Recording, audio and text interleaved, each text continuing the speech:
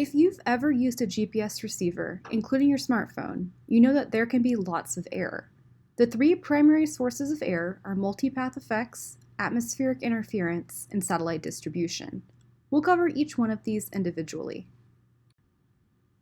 Let's start with multipath effects. Multipath effects are errors caused by a delay in the satellite signal due to reflection from surfaces before reaching the receiver. In this image, the receiver is mounted to the tractor. Because the tractor is located beside the barn, the signal is reflecting off of the barn. Due to the multipath effects, the pseudo-range calculation will be incorrect. On the campus of Appalachian State, the average error is approximately 15 feet and oftentimes more. In these images, I'm using a Garmin eTrex in front of Rankin Science and Edwin Duncan. The error is around 24 feet. This is due to the presence of buildings, trees, vehicles, roads, and the mountains, all of which cause multipath effects. Atmospheric interference refers to errors caused by conditions in the ionosphere or troposphere that affect the speed and accuracy of the satellite signal. Satellite distribution can also cause errors. The position dilution of precision, or PDOP, refers to errors due to the geometric position of satellites. This error can be avoided by checking the position of satellites at the time you plan on using your receiver, such as with fieldwork. The image on the left shows optimal conditions, with the satellites dispersed above the receiver evenly. This is good PDOP. The image on the right shows poor conditions, where all of the satellites are clustered on one side of the receiver. This indicates low PDOP.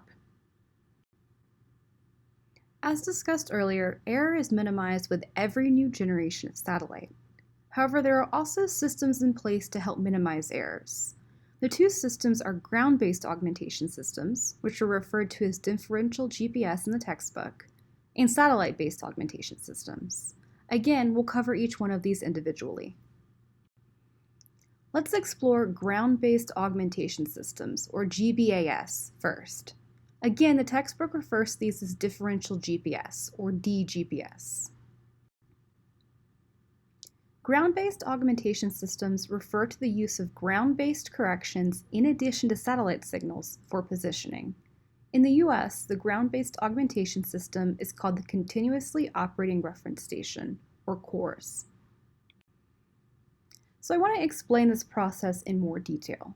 The underlying premise of ground-based augmentation systems is that any two receivers that are relatively close together will experience similar atmospheric errors. To begin, a receiver with a precisely known location is placed. You, nearby with your receiver, have your location determined based on satellite signals. The locations of the two receivers, the one that was permanently placed and the one that you're holding, are then compared. The difference between the two signals is applied to the data collected by your receiver, either in real time or in post-processing using a geospatial software. The result is a corrected signal. There is a CORS station located in each county in the United States. Watauga County's CORS station is actually located on top of Rankin Science West. Now let's explore satellite-based augmentation systems, or SBAS. Satellite-based augmentation systems refer to the use of correction information sent from an additional satellite to improve positioning. In the US, the satellite-based augmentation system is called the Wide Area Augmentation System, or WAAS. A network of control stations sends corrections to the master station, then the master station sends these corrections to the ground station. From there, the ground station sends these corrections to a separate WAAS satellite, which then sends those corrections directly to the receiver. This is used primarily for aviation purposes. The Federal Aviation Administration oversees the WAAS system. In the image on the right, you can see the coverage as of February 2021.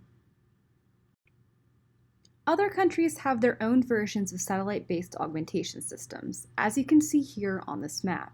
You do not need to memorize these, but do be aware of these other systems.